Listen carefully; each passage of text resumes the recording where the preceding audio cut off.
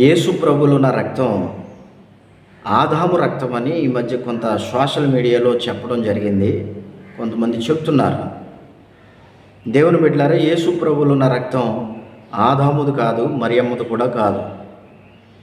యేసు ప్రభువులో నా రక్తం తండ్రి అయిన దేవునిదని వాక్యం సెలవిస్తూ ఉంది. అపోస్తుల కార్యాలు 20వ అధ్యాయం 28వ వచనంలో ఈ విధంగా దేవుని లేఖనం సెలవిస్తూ ఉంది. దేవుడు తన స్వరక్తం ఇచ్చి సంపాదించిన సంఘము అని లేఖనం మాట్లాడుతూ ఉంది. అంటే యేసుక్రీస్తు ప్రభువులో ఉన్న రక్తం ఆదాము రక్తం కాదు, మరియమ్మ రక్తం కూడా కాదు. మరి ఎవరిది? తండ్రి అయిన దేవుని రక్తం. యేసు చిందించింది, యేసు కార్చినది తండ్రి అయిన దేవుని రక్తం అని మనం గుర్తుపెట్టుకోవాలి, గమనించాలి. దేవుని బిడ్డలారా, యేసు ప్రభులో ఉన్న రక్తం ఆదాము రక్తం కాదని లేఖనం స్పష్టంగా మనకి తెలియజేస్తూ ఉంది. అలాగనే హెబ్రీయులకు రాసిన పత్రిక 9వ అధ్యాయం 11వ వచనంలో యేసు ప్రభు గురించి ఈ విధంగా రాయబడింది. ఆయన సృష్టి సంబంధమైన వాడు కానే కాడని రాస్తుంది. ఇక్కడ ఆయన సృష్టి సంబంధమైన వాడు కాడు. సృష్టి సంబంధమైన దేహం బలికి పనికిరాదు. అర్థమవుతుందా మీకు? సృష్టి సంబంధమైన దేహం యజ్ఞానికి బలికి పనికి రాదు. అది మీరు గమనించుకోవాలి, గుర్తుపెట్టుకోవాలి. సృష్టి సంబంధమైన దేహమే పనికొస్తే విశ్వంలో ఉన్నవారిని ఎవరినొకరిని దేవుడు యజ్ఞానికి అప్పగించి బలికి అప్పగించి ఈ మానవ జాతికి కావచ్చు, విశ్వంలో ఉన్నవారికి కావచ్చు, పాప క్షమాపణ విమోచన కలిగించుదుడు. కానీ సృష్టి సంబంధమైన దేహం యజ్ఞానికి పనికిరాదని వాక్యం సెలవిస్తూ ఉంది.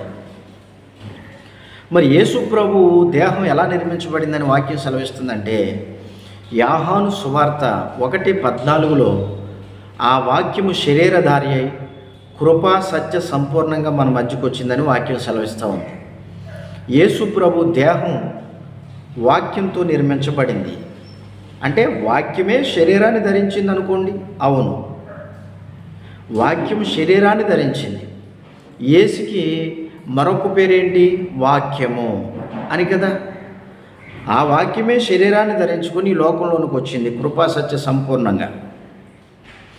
యేసు ఆదాము కుమారుడని రాయబడినంత మాత్రాన మనం అక్షరార్థంగా ఆ మాటలు మనం తీసుకోకూడదు. యేసు ఆదాము కుమారుడని రాయబడింది, కానీ ఆయన ఆదాము కుమారుడు కాడు. యేసు ప్రభు దావీదు కుమారుడని కూడా రాయబడింది, కానీ ఆయన దావీదు కుమారుడు కాడు.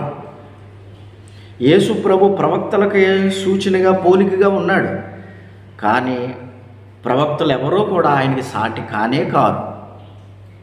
మీరు గమనించారా, గుర్తించారా? అందుకని దేవుని బిడ్డలారా, యేసు ప్రభువులో ఉన్నది ఆదాము రక్తం కాదు, అలాగని మరియమ్మ రక్తం కూడా కాదు. యేసయ్య జననమే ఆశ్చర్యం. మరి ఆయన ఆశ్చర్యకరుడు కదా. ఆయన జననం ఆశ్చర్యకరము అని మనం గుర్తుపెట్టుకోవాలి, గమనించాలి.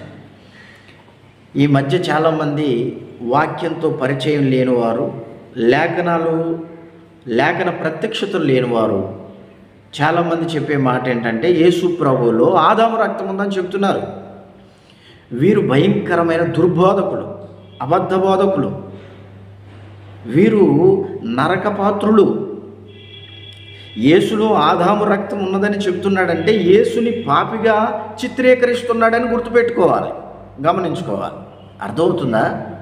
అందుకని బిడ్డలారా, ఈయన మాటలు వింటున్న మీరు గమనించవలసింది ఏంటంటే, యేసు ప్రభులో ఆదాము రక్తం లేదు, మరియమ్మ రక్తం లేదు. యేసు ప్రభులో దేవుని రక్తం ఉంది. యేసు ప్రభు దేహం, ఆయన కాయం సృష్టి సంబంధమైనది కాదు. యేసు ప్రభు దేహం ఆ వాక్యము శరీరధారి అయి కృపా సత్య సంపూర్ణంగా మన మధ్యకు వచ్చిందని లేఖనం సెలవిస్తూ ఉంది. మీకు అర్థమైంది అనుకుంటున్నాను. God bless you. దేవుడు మిమ్మల్ని దీవించి ఆశీర్వదించునుగాక. Amen, amen, amen.